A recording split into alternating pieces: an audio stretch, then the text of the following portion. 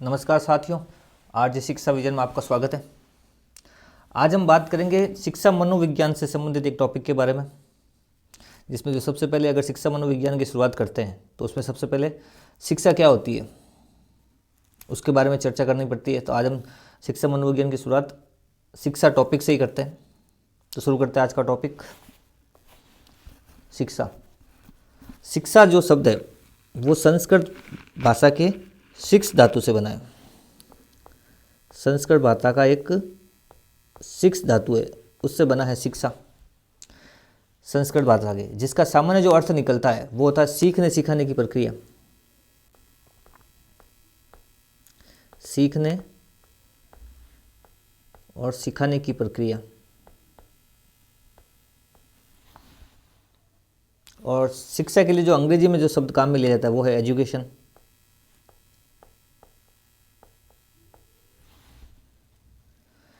एक शिक्षाविद हुए हैं जॉन डीवी। उन्होंने शिक्षा को जो है तीन मुख्य प्रक्रिया बताया है। तीन मुख्य मतलब शिक्षा के जो उन्होंने तीन प्रमुख अंग बताए हैं। उन्होंने बताया कि अगर शिक्षा किसी को लेनी है तो उसके जो तीन मुख्य अंग है वो है, एक तो है शिक्षक जो शिक्षा देगा, दूसरा विद्यार्थी जो शिक्षा ग्रहण करेगा, तीसरा है पाठ्यक्रम। जॉन डीवी एक शिक्षाविद हुए हैं जिन्होंने शिक्षा को त्रिमुखी प्रक्रिया बताया है, जिसमें शिक्षक, शिक्षार्थी और पाठ्यक्रम प्रमुख है। वहीं एक विद्वान हुए जॉन्स एडम्स, जिन्हें शिक्षा को दो भागों में बताया, दो तत्व या दो अंग बताए। उन्होंने बताया कि शिक्षा के लिए शिक्षक और विद्यार्थी दो तत्व या दो अंग आवश्यक है। अगर बात करें शिक्षा के अर्थ के बारे में तो पहले तो हो गया शिक्षा किससे बनी है, तो ये संस्कृत भाषा का जो शब्द है, धातु है शिक्ष, उससे बनी है, जिसका अर्थ होता है सीखने सिखाने की प्रक्रिया। अंग्रेजी में एजुकेशन शब्द इसके लिए काम में लिया जाता है। एक शिक्षाविद हुए जॉन डीवी, जिन्होंने शिक्षा को त्रिअंग बताए हैं या तीन मुख्य बताए, जिसमें उन्होंने बताया कि शिक्षा के लिए शिक्षक की आवश्यकता होती है, विद्यार्थी की आवश्यकता होती है, पाठ्यक्रम की आवश्यकता होती है। वही एक विद्वान हुए जॉन्स एडम्स, उन्होंने बताया कि अगर शिक्षा के लिए जो महत्वपूर्ण आवश्यक तत्व हैं वो है दो, एक तो शिक्षक और दूसरा शिक्षार्थी। अब देखते हैं शिक्षा के विभिन्न अर्थ। शिक्षा के विभिन्न अर्थों की बात की जाए जो सामान्य प्रचलित अर्थ है शिक्षा का, सामान्य अर्थ। सामान्य अर्थ क्या कहता है शिक्षा का? सामान्य अर्थ कहता है शिक्षा जो है वो है सीखने सिखाने की क्रिया। यह है सामान्य अर्थ। शिक्षा क्या है? सीखने सिखाने की प्रक्रिया। अगर वही बात की जाए कि वास्तविक अर्थ क्या है शिक्षा का, तो शिक्षा का जो वास्तविक अर्थ है, शिक्षा के अलग अलग अर्थ निकलते हैं जो सीधे परीक्षाओं में पूछे जाते हैं, जिसमें सामान्य अर्थ हो गया सीखने सिखाने की प्रक्रिया। फिर आता है वास्तविक अर्थ क्या है। वास्तविक अर्थ की बात की जाए तो शिक्षा का जो वास्तविक अर्थ निकलता है वो है प्रकाशित करना या परिमार्जित करना। तो इसका वास्तविक अर्थ हुआ प्रकाशित करना या परिमार्जित करने की जो क्रिया होती है या प्रक्रिया होती है वो होती है शिक्षा। अब बात की जाए इसका शिक्षा का तीसरा अर्थ, वो है संकुचित।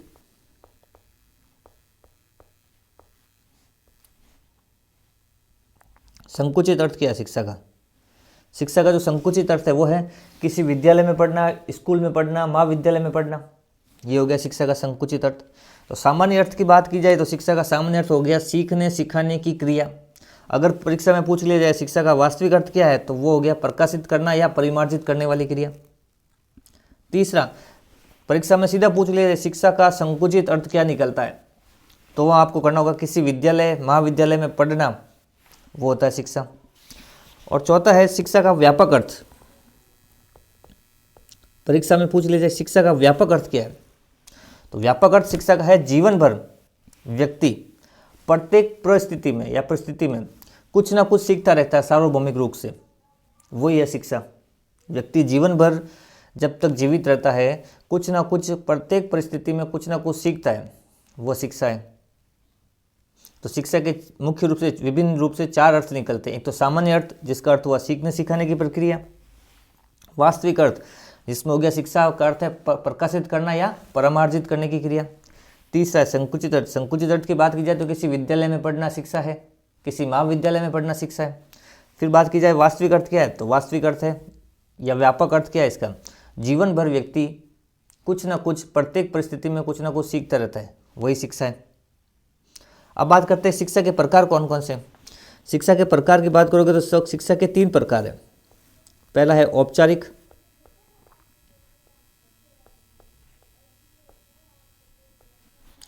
दूसरा है अनौपचारिक,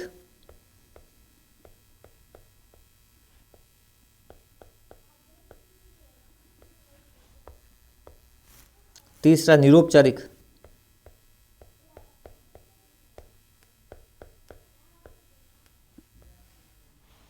शिक्षा के प्रकारों की बात की जाएगी तो शिक्षा के मुख्य रूप से 3 प्रकार है। औपचारिक शिक्षा, अनौपचारिक शिक्षा और निरौपचारिक शिक्षा।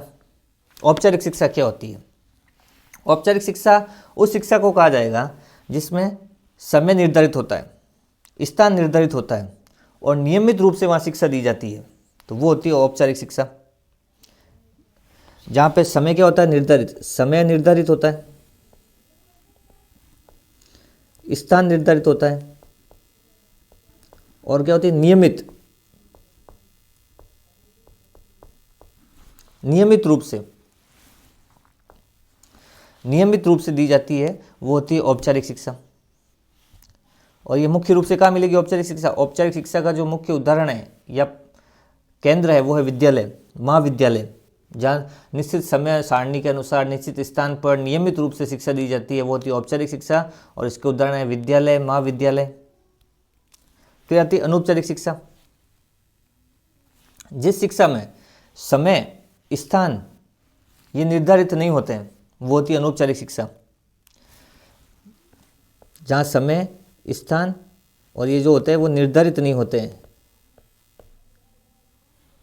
वो होती है अनौपचारिक शिक्षा। जहाँ समय, स्थान और नियमित रूप से शिक्षा दी जाती है वह औपचारिक शिक्षा। और जिस स्थान का वह शिक्षा जिसमें ना तो समय का निर्धारण होता है, ना स्थान का कोई निर्धारण होता है, ना नियमित रूप से दी जाती है, वो होती है अनौपचारिक शिक्षा। इसका जो मुख्य उदाहरण है वो है परिवार, समाज।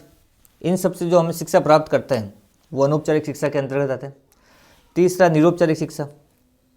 निरौपचारिक शिक्षा दूरस्थ स्थान, अपने निवास स्थान से दूरस्थ स्थान से व्यक्ति जब शिक्षा ग्रहण करता है तो वो निरौपचारिक शिक्षा होती है। मतलब किसी अन्य जगह से, दूरस्थ स्थानों से जो शिक्षा ली जाती है वो होती है निरौपचारिक शिक्षा। दूरस्थ स्थान, दूरस्थ स्थान से ली जाने वाली जो शिक्षा होती है वो निरौपचारिक शिक्षा होती है। इसमें मुख्य रूप से पत्राचार, खुले विश्वविद्यालय जहाँ पत्राचार के द्वारा शिक्षा ग्रहण की जाती है, वो निरौपचारिक शिक्षा है। अब देखते हैं एक बार शिक्षा का अर्थ नोट्स के रूप में। समझ तो हमने लिया है, अब देख लेते हैं एक बार शिक्षा का अर्थ नोट्स के रूप में। शिक्षा जो है संस्कृत भाषा के शिक्ष धातु से बनी है, जिसका अर्थ क्या होता है? सीखने सिखाने की क्रिया। और अंग्रेजी इसका रूपांतरण किया जाए तो एजुकेशन। जॉन डीवी एक विद्वान हुए हैं, शिक्षाविद, जिन्होंने इस प्रक्रिया को त्रिमुखी बताया है। और इसके मुख्य रूप से कितने अंग बताए? 3, जिसमें पहला आता है शिक्षक, विद्यार्थी और पाठ्यक्रम। जॉन डीवी का मानना है जब ये तीनों अंग होंगे, शिक्षक होगा, शिक्षार्थी होगा और पाठ्यक्रम होगा, तभी शिक्षा कहलाएगी वो, या शिक्षा उससे कहा जाएगा। वही जॉन एडम्स ने बताया है कि शिक्षा के जो मुख्य अंग हैं या तत्व हैं वो है 2, एक है शिक्षक और दूसरा विद्यार्थी। इन्होंने पाठ्यक्रम को महत्व नहीं दिया, इन्होंने कहा शिक्षक होगा और शिक्षार्थी, सीखने वाला और सिखाने वाला, जब 2 व्यक्ति होंगे तो वो शिक्षा की श्रेणी में आएगा। अब बात करते हैं शिक्षा के विभिन्न अर्थों के बारे में। बात की जाए सामान्य अर्थ तो सीखने सिखाने की क्रिया, जैसा हमने पहले देखा है। वास्तविक अर्थ की बात की जाए तो प्रकाशित करना, परिमार्जित करने की जो प्रक्रिया है वह शिक्षा है। संकुचित अर्थ की बात की जाए तो किसी विद्यालय में पढ़ाना, महाविद्यालय में पढ़ना, वह शिक्षा है। और व्यापक अर्थ की बात की जाए तो जीवन भर व्यक्ति प्रत्येक परिस्थिति में सार्वभौमिक रूप से कुछ न कुछ सीखता रहता है, वही व्यापक अर्थ है शिक्षा का। अब बात करते हैं शिक्षा के प्रकार। शिक्षा को मुख्य रूप से 3 भागों में बांटा गया है: औपचारिक शिक्षा, अनौपचारिक शिक्षा और निरौपचारिक शिक्षा। औपचारिक शिक्षा हो गई जिसमें समय निर्धारित हो, स्थान निर्धारित हो और नियमित रूप से वहाँ पे पढ़ाया जाए, वो होती है शिक्षा, अनौपचारिक शिक्षा।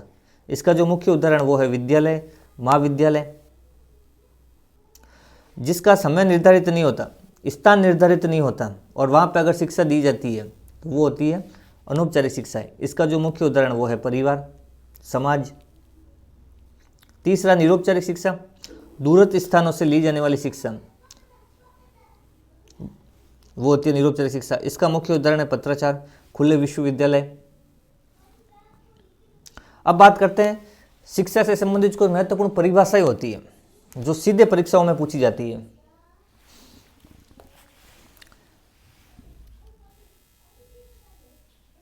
जिसमें सबसे पहले है अरस्तु की एक परिभाषा जो उन्होंने शिक्षा के बारे में बताई है और ये सीधी परीक्षा में पूछी। अरस्तु के अनुसार शिक्षा क्या है? स्वस्थ शरीर में स्वस्थ मस्तिष्क का निर्माण करती है शिक्षा। ये किसने कहा? अरस्तु ने कहा। अरस्तु ने कहा है शिक्षा वही है जो व्यक्ति में स्वस्थ शरीर का निर्माण करे और स्वस्थ शरीर में ही स्वस्थ मस्तिष्क का जो निर्माण करती है वो है शिक्षा। ये किसने परिभाषा दी? अरस्तु ने। स्वामी विवेकानंद ने क्या कहा शिक्षा के बारे में? स्वामी विवेकानंद ने कहा है बालक की पूर्ण निहित पूर्णता को जो अभिव्यक्त करे वही शिक्षा है। प्लेटो के विचार थे मनुष्य में होने वाली शारीरिक, मानसिक, बौद्धिक प्रक्रियाएं या परिवर्तन ही किसका रूप लेती है? शिक्षा का रूप लेती है। महात्मा गांधी ने क्या कहा शिक्षा के बारे में? मनुष्य के शरीर, आत्मा, मस्तिष्क का सर्वांगीण एवं सर्वोत्तम विकास शिक्षा के माध्यम से ही होता है। फ्रोबेल, शिक्षाविद हुए फ्रोबेल, उन्होंने कहा था शिक्षा बालक की आंतरिक शक्तियों को बाह्य शक्तियों में बदलने का काम करती है। यानी व्यक्ति की जो या बालक की आंतरिक जो शिक्षा शक्तियाँ हैं उनको अगर कोई बदल के बाह्य शक्तियों का रूप देती है तो वो शिक्षा है। जॉन लॉक के क्या विचार थे शिक्षा के बारे में? जॉन लॉक ने कहा था जिस प्रकार फसल के लिए कृषि आवश्यक है उसी प्रकार मनुष्य के लिए शिक्षा आवश्यक है। फेडरेशन, आधुनिक शिक्षा का संबंध व्यक्ति और समाज दोनों के कल्याण से है। वहीं पेस्ट्रोल जी ने कहा था शिक्षा की बालक की जन्मजात अभियोग्यता एवं स्वाभाविक समरस एवं प्रगतिशील विकास करती है शिक्षा। ये शिक्षा के संबंधित कुछ मुख्य परिभाषाएं थी। अब परिभाषाओं को याद करने का तरीका क्या है? आप जैसे जैसे मनोविज्ञान को आगे बढ़ते जाएंगे पढ़ते जाएंगे वैसे वैसे हर टॉपिक के अंदर अलग अलग परिभाषाएं आती हैं। हर टॉपिक में हर विद्वान द्वारा अलग अलग परिभाषाएं दी गई है, कोटेशन दिए गए, कथन दिए गए, उन सबको याद करने पड़ेंगे क्योंकि वो सीधे परीक्षाओं में पूछे जाते हैं। तो इनका याद करने का जो तरीका है परिभाषाओं को, कथनों को, वो सिंपल है। उस व्यक्ति का नाम जिसने ये कथन कहा है या परिभाषा कही है उसका नाम याद करना है और उस कथन या परिभाषा में जो कीवर्ड होते हैं, जो महत्वपूर्ण बात होती है वो याद रखनी है। एक बार देखते हैं अरस्तु में। अरस्तु ने क्या कहा था? शिक्षा। तो परिभाषा कैसे याद करनी है? अरस्तु ने क्या कहा? शिक्षा। तो अरस्तु के अनुसार शिक्षा क्या है कि जहाँ पे स्वस्थ शरीर और मस्तिष्क की बात होगी। अगर कहीं परिभाषा दे रखी है शिक्षा की और उस शिक्षा की परिभाषा में शिक्षा के साथ स्वस्थ शरीर, मस्तिष्क ऐसी बात की जा रही तो वो परिभाषा किसकी हुई? अरस्तु की। तो अरस्तु की जो शिक्षा की परिभाषा है उसमें जो कीवर्ड है मुख्य रूप से शिक्षा से संबंधित वो है स्वस्थ शरीर, स्वस्थ मस्तिष्क। अगर इसके इर्द गिर्द घूमती कोई परिभाषा आ रही है परीक्षा में तो वो अरस्तु की दी हुई है। अब बात करते हैं विवेकानंद के बारे में। स्वामी विवेकानंद के जो शिक्षा से संबंधित कीवर्ड है वो है शिक्षा, और जहाँ शिक्षा के साथ अभिव्यक्ति की बात होगी, पूर्ण अभिव्यक्ति की बात, वो परिभाषा स्वामी विवेकानंद की होगी। तो स्वामी विवेकानंद की जो शिक्षा की परिभाषा है उसका जो कीवर्ड है वो है शिक्षा बराबर पूर्ण अभिव्यक्ति, तो वो है स्वामी विवेकानंद की परिभाषा। और अरस्तु के अनुसार शिक्षा क्या है? तो शिक्षा अरस्तु बराबर शिक्षा में क्या होगा? स्वस्थ शरीर, स्वस्थ मस्तिष्क, तो वो हो गई अरस्तु की भाषा। अब बात करते हैं प्लेटो के अनुसार शिक्षा बराबर शारीरिक, मानसिक और बौद्धिक परिवर्तन। ये चार अगर शब्द कहीं एक साथ लिखे हुए आ रहे हैं, शिक्षा बराबर शारीरिक, मानसिक और बौद्धिक, इन तीनों का जो परिवर्तन है वही शिक्षा है, तो वो है प्लेटो की परिभाषा। वापस देखिए एक बार, अरस्तु की जो परिभाषा है वो है शिक्षा बराबर स्वस्थ शरीर, स्वस्थ मस्तिष्क। याद करने का तरीका ये, स्वामी विवेकानंद की शिक्षा बराबर पूर्ण अभिव्यक्ति, प्लेटो की शिक्षा बराबर शारीरिक, मानसिक परिवर्तन, बौद्धिक परिवर्तन, ये शब्द पकड़ने हैं कोटेशन में। महात्मा गांधी ने क्या कहा? शिक्षा बराबर जहाँ शरीर, आत्मा और मस्तिष्क या सर्वांगीण विकास की जहाँ बात होगी शिक्षा में, वो है महात्मा गांधी की परिभाषा। जिस परिभाषा में शरीर, आत्मा, मस्तिष्क और सर्वांगीण विकास की बात होगी तो वो शिक्षा की परिभाषा है महात्मा गांधी की। फ्रोबेल ने शिक्षा के बारे में क्या कहा है? शिक्षा बराबर क्या है? आंतरिक और बाह्य शक्तियाँ। यह है फ्रोबेल की जो शिक्षा के बारे में जो परिभाषा दी गई उसके कीवर्ड। अगर शिक्षा बराबर जहाँ आंतरिक शक्तियाँ, बाहरी शक्तियाँ, इस तरह की जो परिभाषा होगी वो फ्रोबेल से संबंधित है। फिर है जॉन लॉक। जॉन लॉक की जो शिक्षा की परिभाषा, उसमें जो मुख्य कीवर्ड है वो है कृषि और फसल। कृषि और फसल। तो जॉन लॉक की शिक्षा बराबर कृषि और फसल। जॉन लॉक ने क्या है कि फसल के लिए जिस प्रकार कृषि की आवश्यकता है, वैसे के लिए मनुष्य के लिए क्या आवश्यक है? शिक्षा। तो उसी प्रकार जो अगर किसी परिभाषा में शिक्षा की परिभाषा पूछी गई है और उस विकल्पों के अंदर जॉन लॉक का पूछा गया, तो आपको शिक्षा के उस परिभाषा में कृषि है, फसल है, इस टाइप के कीवर्ड ढूंढने पड़ेंगे जो जॉन लॉक से संबंधित है। फेडरेशन। फेडरेशन ने शिक्षा के बारे में जो बात कही वो है व्यक्ति और समाज। जिस शिक्षा की परिभाषा में व्यक्ति और समाज शब्द आ रहे हैं वो परिभाषा फेडरेशन के द्वारा दी गई है। अंतिम है प्रेस्टोलॉजी। प्रेस्टोलॉजी के अनुसार शिक्षा क्या है? जहाँ जन्मजात अभियोग्यता की बात होगी, स्वाभाविक समरसता की बात होगी, वो परिभाषा प्रेस्टोलॉजी की है। तो जब भी परिभाषाओं को याद करना हो, शिक्षा मनोविज्ञान में जैसे जैसे हम आगे बढ़ेंगे, हर टॉपिक के अंदर परिभाषाएं प्रमुख रूप से आती है और ये परिभाषाएं सीधे परीक्षाओं में पूछी जाती है। तो इन परिभाषाओं को भी याद करना पड़ेगा। तो परिभाषाओं को याद करने का सिंपल तरीका है उस कथन या परिभाषा के जो कीवर्ड होते हैं उनको याद करना पड़ेगा। एक बार वापस देखते हैं, अरस्तु का क्या हुआ? अरस्तु को हुआ शिक्षा बराबर स्वस्थ शरीर, स्वस्थ मस्तिष्क। स्वामी विवेकानंद की शिक्षा की बात होगी तो शिक्षा बराबर पूर्ण अभिव्यक्ति, पूर्णतः अभिव्यक्त। प्लेटो की अगर शिक्षा की बात होगी तो प्लेटो ने शिक्षा के बारे में जो विचार दिए उससे संबंधित बात होगी तो शारीरिक, मानसिक, बौद्धिक परिवर्तन। महात्मा गांधी की बात होगी तो सर्वांगीण विकास। अगर शिक्षा के द्वारा कोई सर्वांगीण विकास की बात करता है तो वो महात्मा गांधी बात करते हैं। फ्रोबेल ने क्या कहा है? आंतरिक शक्तियाँ, बाहरी शक्तियाँ। जॉन लॉक फसल और कृषि की बातें। अगर किसी कोटेशन में फसल और कृषि एक साथ आ रहे हैं तो वो जॉन लॉक की परिभाषा है शिक्षा से संबंधित। फेडरेशन ने क्या कहा है? व्यक्ति और समाज का कल्याण हो रहा है तो वो शिक्षा है। और प्रेस्टोलॉजी ने क्या कहा है शिक्षा के बारे में? कि जन्मजात अभियोग्यता वो स्वाभाविक संरस। तो ये शिक्षा के संबंधित जो प्रमुख परिभाषाएं थी और उनको याद करने का जो तरीका है उसके बारे में हमने चर्चा की। तो आज ये टॉपिक था हमारा शिक्षा से संबंधित, जो मनोविज्ञान की शुरुआत का पहला टॉपिक है कि शिक्षा क्या होती है। मिलते हैं किसी अन्य वीडियो में नए टॉपिक के साथ। धन्यवाद।